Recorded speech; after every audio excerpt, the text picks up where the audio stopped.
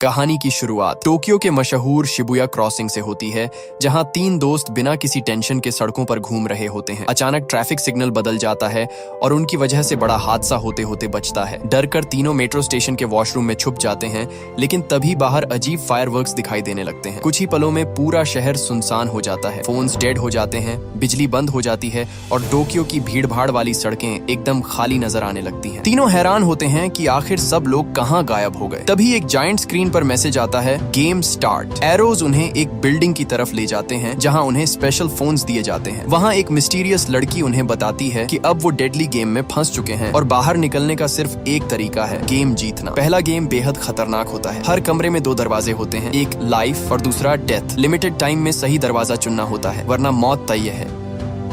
शुरुआत में सब इसे मजाक समझते हैं, लेकिन एक लड़की गलत दरवाजा चुनते ही मारी जाती है। तभी सबको एहसास होता है कि ये कोई प्रैंक नहीं बल्कि असली मौत का खेल है। धीरे धीरे मेन कैरेक्टर बिल्डिंग के पैटर्न को समझना शुरू करता है। हर रूम पिछले रूम से जुड़ा होता है और सही रास्ता दिमाग से ढूंढना पड़ता है। आखिरकार वो अपने दोस्तों के साथ गेम क्लियर करके बाहर निकल आता है। बिल्डिंग से बाहर आते ही सबको लगता है कि अब सब खत्म हो गया, लेकिन तभी फोन पर मैसेज आता है, गेम ओवर, और हर किसी को 3 दिन का वीजा मिल जाता है। पास ही एक कार्ड भी रखा होता है। तभी एक आदमी आता है और बताता है कि ये खेल खत्म नहीं हुआ बल्कि अभी शुरू हुआ है। उसका खुद का वीजा खत्म हो चुका होता है और कुछ ही देर में उसे लेजर मार देता है। ये देखकर सबके होश उड़ जाते हैं। अब उन्हें समझ आता है कि वीजा ही उनकी जिंदगी का टाइम है। अगर समय खत्म हुआ तो सीधी मौत। अगले दिन भी शहर बिल्कुल खाली और डेड ही होता है, जैसे दुनिया को खत्म हुए काफी वक्त हो गया हो। वो लोग एक मॉल में रुकते हैं जहाँ उन्हें समझ आता है कि हर प्लेयर अलग समय पर इस दुनिया में आया है, यानी सबकी टाइमलाइन अलग है और कहीं ना कहीं कोई इस पूरे सिस्टम को कंट्रोल कर रहा है। अब शाओ शुआई और उसका दोस्त फैसला करते हैं कि अगर जिंदा रहना है तो जल्दी से इस सिस्टम को समझना होगा। अगले दिन वो एक नए गेम लोकेशन पर पहुंचते हैं जहां पहले से कई लोग मौजूद होते हैं। तभी फोन पर नया गेम अनाउंस होता है, डिफिकल्टी स्पेड। अब साफ हो जाता है कि हर गेम अलग टाइप का होगा। गेम का असली खौफ शुरू होता है। खिलाड़ियों को समझाया जाता है कि हर कार्ड का अपना अलग मतलब है। स्पेड यानी फिजिकल गेम्स, डायमंड मतलब इंटेलिजेंस, क्लब टीम वर्क और सबसे खतरनाक हार्ट, जहाँ इंसानी इमोशंस और बिट्रेयल से खेला जाता है। इस बार जो गेम शुरू होता है उसमें सभी को 20 मिनट के अंदर सेफ जोन ढूंढना होता है। अगर किसी को किलर पकड़ ले या टाइम खत्म हो जाए तो पूरी बिल्डिंग ब्लास्ट हो जाएगी। गेम शुरू होते ही सब लोग अलग अलग फ्लोर्स पर फैल जाते हैं और अपनी जान बचाने के लिए भागने लगते हैं। शुरुआत में सबको लगता है कि शायद किलर कोई मॉन्स्टर होगा, लेकिन जल्द ही सच्चाई सामने आ जाती है। वो एक मास्क्ड आदमी होता है जिसके हाथ में मशीन गन होती है। जैसे ही वो सामने आता है कुछ प्लेयर्स तुरंत मारे जाते हैं। एक लड़का पैनिक में गेम छोड़ने की बात करता है, लेकिन यहाँ गेम क्विट करने का मतलब भी मौत ही होता है। उधर दूसरी तरफ 2 लड़कियां जान बचाकर भाग रही होती हैं, लेकिन उनमें से एक गिर जाती है। उसकी दोस्त पीछे मुड़कर मदद करने की कोशिश करती है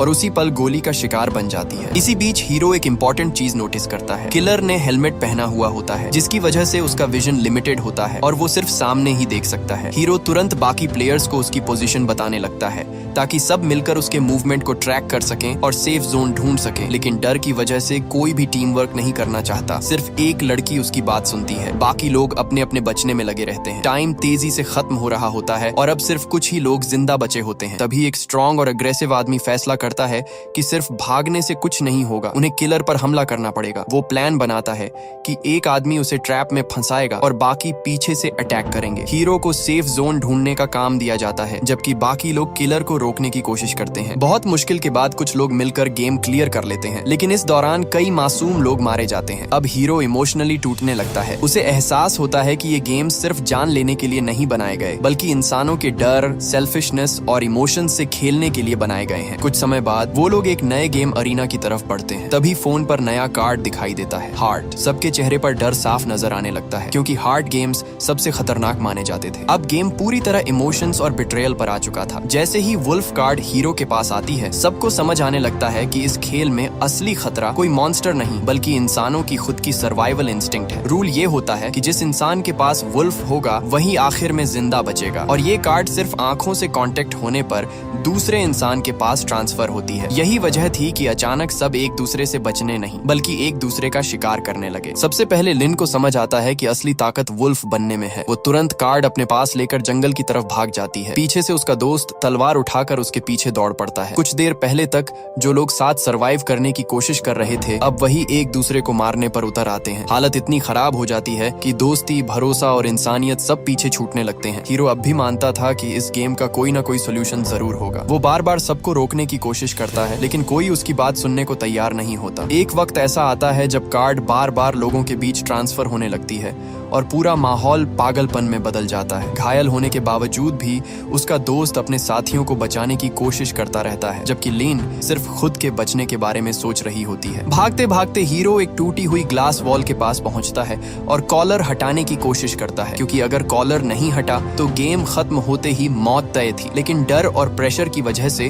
उसके हाथ कांपने लगते हैं। हीरो बार बार अपने पुराने दिनों को याद करने लगता है। जब भी उसके पिता और भाई उसे निकम्मा समझते थे, तब उसके दो दोस्त हमेशा उसके साथ खड़े रहते थे। वही दोस्त उसके लिए असली परिवार जैसे थे। उसे एहसास होता है कि अगर उसके दोस्त ही नहीं रहे तो फिर उसके जिंदा रहने का क्या मतलब है। यही सोचकर वो फैसला करता है कि वुल्फ कार्ड अपने दोस्तों को दे देगा ताकि वो बच जाए। लेकिन दूसरी तरफ उसके दोनों दोस्त भी यही सोच रहे होते हैं। घायल होने के बावजूद भी वो दोनों छिप जाते हैं ताकि हीरो उन्हें ढूंढ ना सके। नियम के मुताबिक शीप को छिप कर रहना था ताकि वुल्फ उसे देख ना सके। अब हालत ऐसी हो जाती है कि तीनों दोस्त एक दूसरे को बचाने के लिए खुद मरने को तैयार थे। समय तेजी से खत्म हो रहा होता है। जंगल में छिपे हुए दोनों दोस्त चुपचाप बैठे रहते हैं। आखिर में उनमें से एक अपने दोस्त को पकड़कर सिर्फ इतना कहता है, माफ करना, शायद मैं बहुत सेल्फिश था। उधर हीरो पागलों की तरह उन्हें ढूंढता फिरता है। आखिरी वक्त पर उसका दोस्त सामने आता है, लेकिन जानबूझकर अपना चेहरा दूसरी तरफ कर लेता है ताकि कार्ड ट्रांसफर ना हो सके। वो मुस्कुराकर सिर्फ थैंक यू कहता है और फिर समय खत्म हो जाता है। अपने दोनों सबसे करीब दोस्तों को खोने के बाद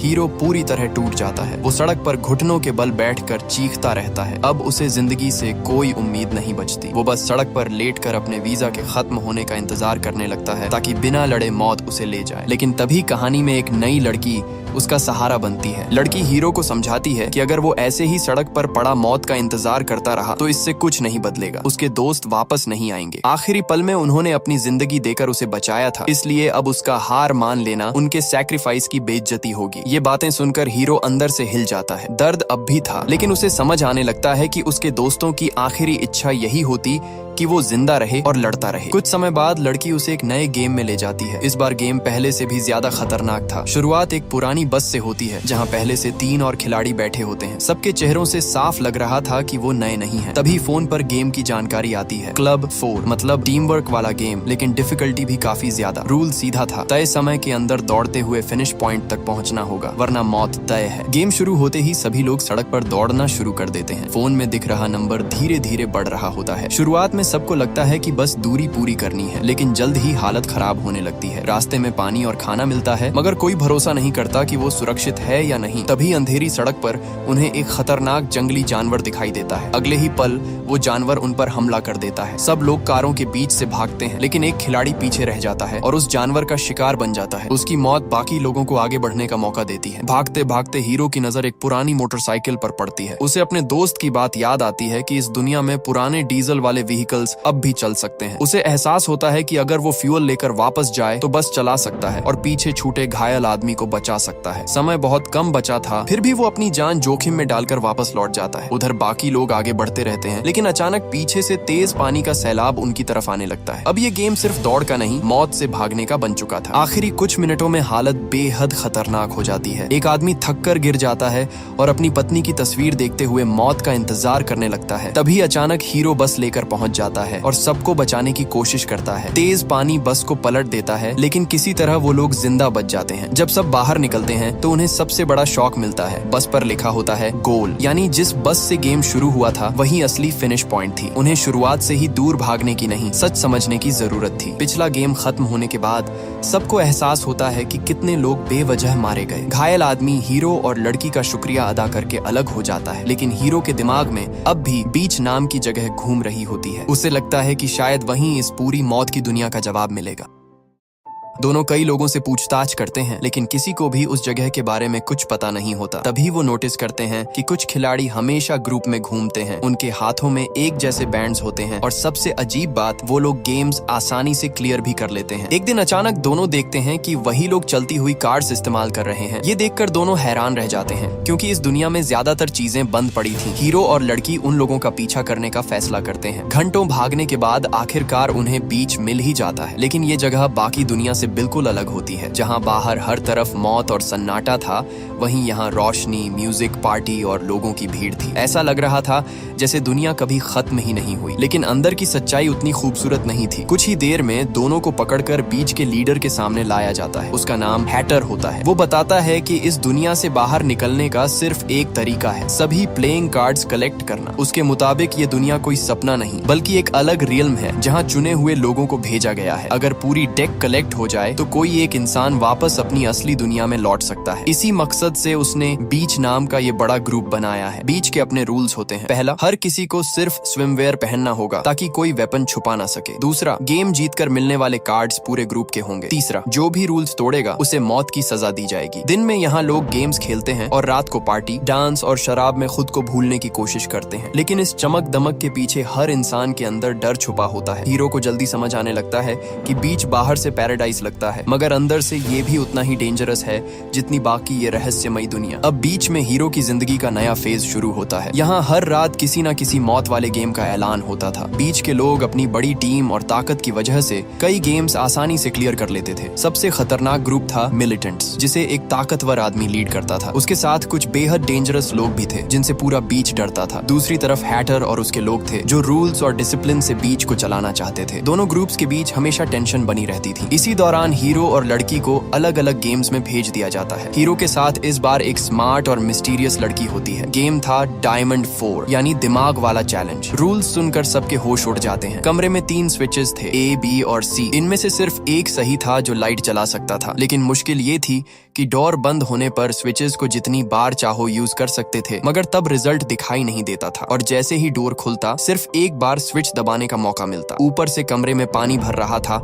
और छत पर खुले इलेक्ट्रिक वायर्स थे। अगर समय खत्म हो जाता तो पूरा कमरा करंट से भर जाता। कुछ देर सोचने के बाद हीरो ट्रिक समझ जाता है। वो सही तरीके से स्विचेस चेक करके आंसर निकाल लेता है और सभी लोग आखिरी वक्त में गेम क्लियर कर लेते हैं। वापस बीच आने पर उसे राहत मिलती है कि लड़की भी जिंदा लौट आई है। दोनों के बीच अब ट्रस्ट और अंडरस्टैंडिंग बढ़ने लगती है। बीच के कुछ लोग मजाक में उन्हें कपल तक कहने लगते हैं, क्योंकि इस मौत भरी दुनिया में लोग छोटी छोटी खुशियों को पकड़कर जीने की कोशिश कर रहे थे। तभी मिलिटेंट्स का लीडर अपने लोगों के साथ वहां आता है। वो हीरो को देखकर उसके पुराने दोस्त की मौत का जिक्र करता है और ताना मारता है कि गलत इंसान बच गया। फिर उसकी नजर लड़की पर पड़ती है और माहौल अचानक अनकंफर्टेबल हो जाता है। मिलिटेंट्स का लीडर अब पूरी तरह पावर के नशे में था। उसकी नजर लड़की पर पड़ चुकी थी और वो उसे जबरदस्ती अपने साथ ले जाने की कोशिश करता है। हीरो तुरंत बीच में आ जाता है और माहौल लड़ाई तक पहुंच जाता है। तभी अचानक हैटर वहां आ जाता है और मामला संभाल लेता है। उसकी एंट्री से सब थोड़ी देर के लिए शांत हो जाते हैं। बाद में वो हीरो को अपने प्राइवेट मीटिंग में बुलाता है, जहां बीच के बड़े लोग कार्ड्स और गेम्स के बारे में बात कर रहे होते हैं। मीटिंग में पता चलता है कि बीच ने लगभग सारी कार्ड्स कलेक्ट कर ली हैं। अब सिर्फ सबसे डेंजरस हार्ड 10 बाकी बची थी। लेकिन अजीब बात ये थी कि इतनी देर में वो गेम कभी सामने ही नहीं आया। कुछ लोगों को शक था कि शायद उसके लिए कोई खास कंडीशन पूरी करनी पड़ेगी। दूसरी तरफ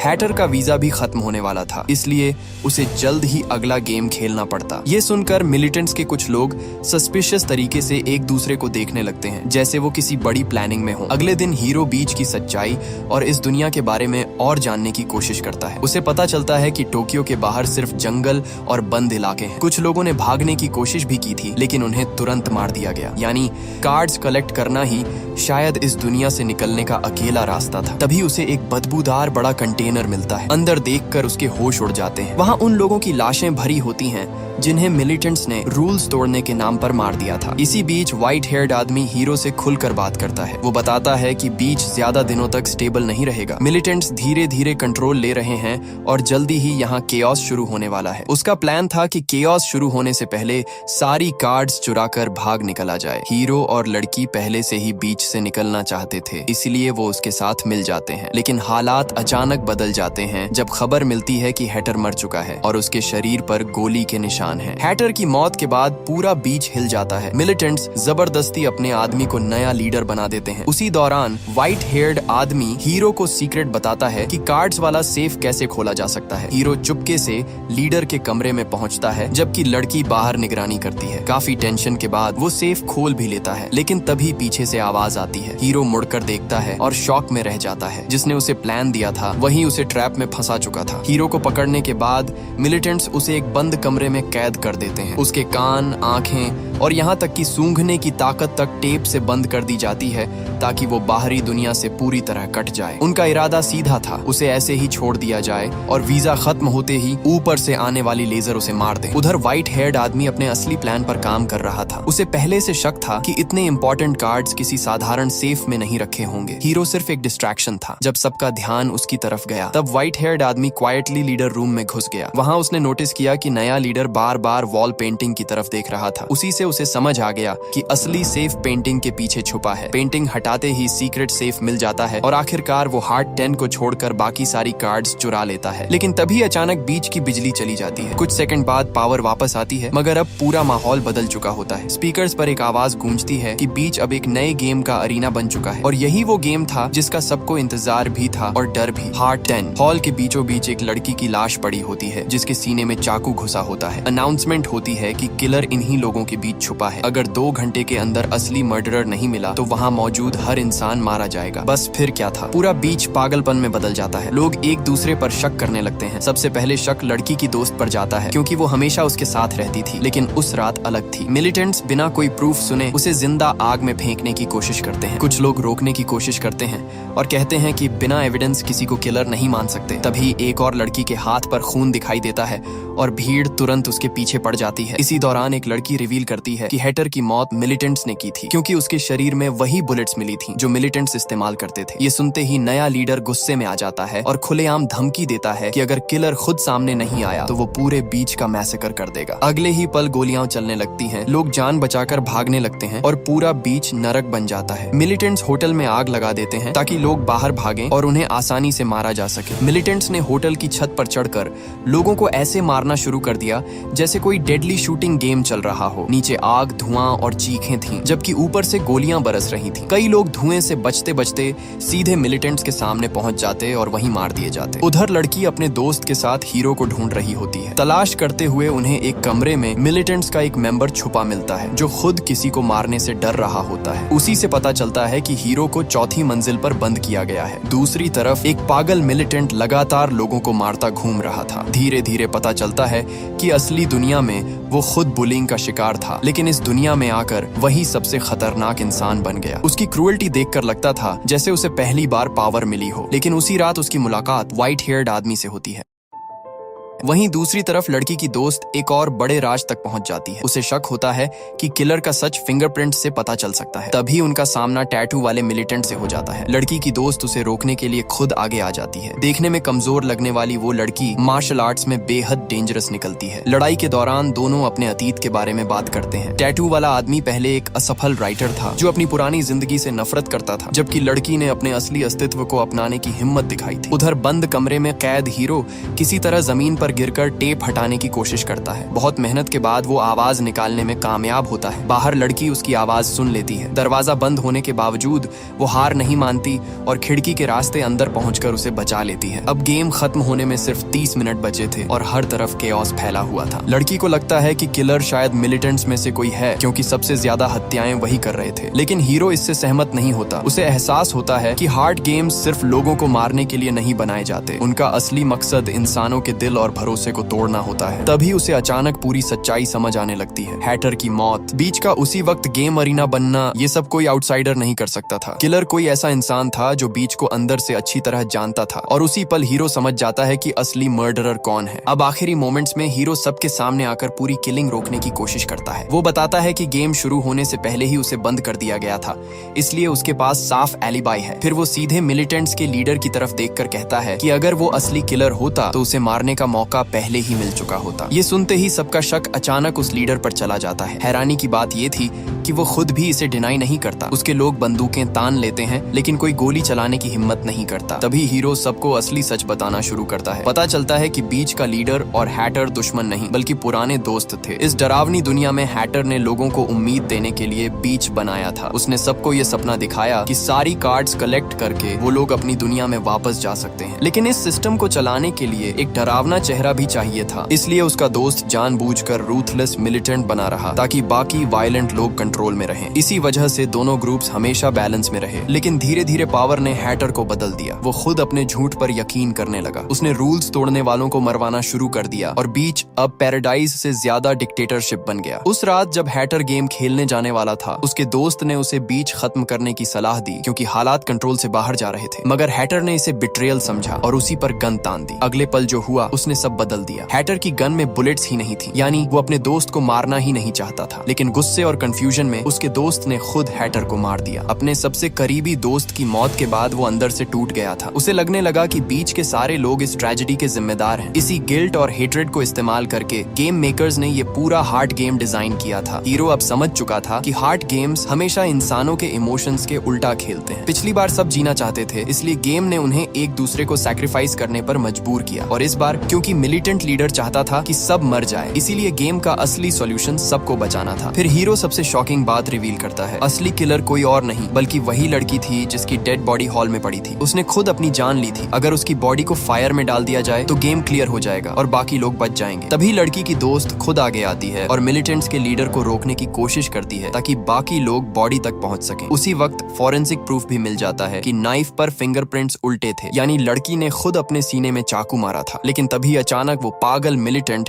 फिर से गन लेकर लौट आता है और हॉल दोबारा बैटलफील्ड बन जाता है। आखिरी लड़ाई में पूरा बीच जलती हुई जंग का मैदान बन चुका था। हीरो और उसकी दोस्त किसी तरह उस पागल मिलिटेंट को रोकने की कोशिश कर रहे थे। तभी उनका सामना एक ऐसे आदमी से होता है जो बुरी तरह जल चुका था लेकिन फिर भी लड़ रहा था। हालात इतने खतरनाक हो चुके थे कि हर कोई बस किसी तरह बचना चाहता था। आखिर में मिलिटेंट लीडर उस पागल आदमी को उठाकर समुद्र की तरफ चला जाता है और दोनों आग और अंधेरे में गायब हो जाते हैं। उसके बाद बचे हुए खिलाड़ियों को मौका मिलता है कि वो लड़की की बॉडी को आग में डाल सकें और गेम खत्म कर सकें। जैसे ही बॉडी आग में डाली जाती है, हार्ट 10 गेम फाइनली क्लियर हो जाता है। बचे हुए सभी प्लेयर्स को 10 दिन का वीजा मिल जाता है, लेकिन उसकी कीमत बहुत भारी होती है। कभी पार्टी और खुशी से भरा बीच अब सिर्फ जलता हुआ खंडहर बन चुका था। उधर व्हाइट हेयर्ड आदमी क्वाइटली वापस हॉल में जाता है और आखिरी मिसिंग कार्ड भी उठा लेता है। अब उसके पास सारे नंबर्ड कार्ड्स आ चुके थे, सिर्फ फेस कार्ड्स बाकी थे। गेम खत्म होने के बाद हीरो और उसकी दोस्त उस डेड गर्ल का फोन चेक करते हैं। तभी उन्हें सबसे शॉकिंग ट्रूथ पता चलता है। वो लड़की और उसकी दोस्त दोनों इस पूरी गेम सिस्टम की एम्प्लॉइज थीं। उनका काम प्लेयर्स के बीच रहकर केओस फैलाना था ताकि गेम्स और डेंजरस बने। लेकिन ट्विस्ट ये था कि वो खुद भी पूरी तरह सेफ नहीं थी। उन्हें भी बाकी लोगों की तरह गेम्स खेलकर अपना वीजा बढ़ाना पड़ता था। अगर वो अपनी असली आइडेंटिटी रिवील कर देती तो उसी वक्त लेजर्स उन्हें मार देती। फोन में मिले वीडियोस की मदद से हीरो और उसकी दोस्त एक सीक्रेट अंडरग्राउंड कंट्रोल रूम तक पहुंच जाते हैं। वहां हजारों स्क्रीन्स लगी होती हैं जहां से ये डेडली गेम्स मॉनिटर किए जाते थे। वीडियोस में दिखता है कि ऑपरेटर्स लोगों को मरते देखकर सेलिब्रेट करते थे, जैसे ये सब उनके लिए कोई एंटरटेनमेंट हो। लेकिन जब दोनों वहां पहुंचते हैं तो पूरा कंट्रोल रूम खाली और अंधेरा पड़ा होता है। सारे ऑपरेटर्स पहले ही मर चुके थे। तभी उन्हें समझ आता है कि ऑपरेटर्स भी असल में प्लेयर्स ही थे और क्योंकि प्लेयर्स ने हार्ट 10 क्लियर कर लिया था, इसलिए ऑपरेटर्स हार गए और लेजर्स ने उन्हें खत्म कर दिया। उसी वक्त व्हाइट हेयर्ड आदमी और उसकी साथी भी वहां पहुंच जाते हैं। वो बताते हैं कि काफी समय से वो इसी जगह को ढूंढ रहे थे, लेकिन यहाँ आने के बाद उन्हें एहसास होता है कि ये बस एक और लेयर थी। असली मास्टरमाइंड अभी भी कहीं ऊपर बैठा था। तभी अचानक सारी स्क्रीन्स एक साथ चालू हो जाती हैं और उन स्क्रीन्स पर बीच की वही स्मार्ट और काल्म लड़की दिखाई देती है। वो मुस्कुराकर सबको गेम क्लियर करने की बधाई देती है और फिर अनाउंस करती है कि असली खेल अब शुरू होने वाला है। अगले ही पल स्क्रीन्स पर नए कार्ड्स दिखाई देते हैं। इस बार नंबर्ड कार्ड्स नहीं बल्कि किंग, क्वीन और जैक, यानी अब शुरू होने वाला था दूसरा स्टेज जहां सामने होंगे असली फेस कार्ड मास्टर्स। वो लड़की कहती है कि अगले दिन से नए गेम्स शुरू होंगे और इस बार बचना पहले से कहीं ज्यादा मुश्किल होगा। खिलाड़ियों को लगा था कि नाइटमेयर खत्म हो गया, लेकिन सच्चाई ये थी कि वो तो सिर्फ शुरुआत थी।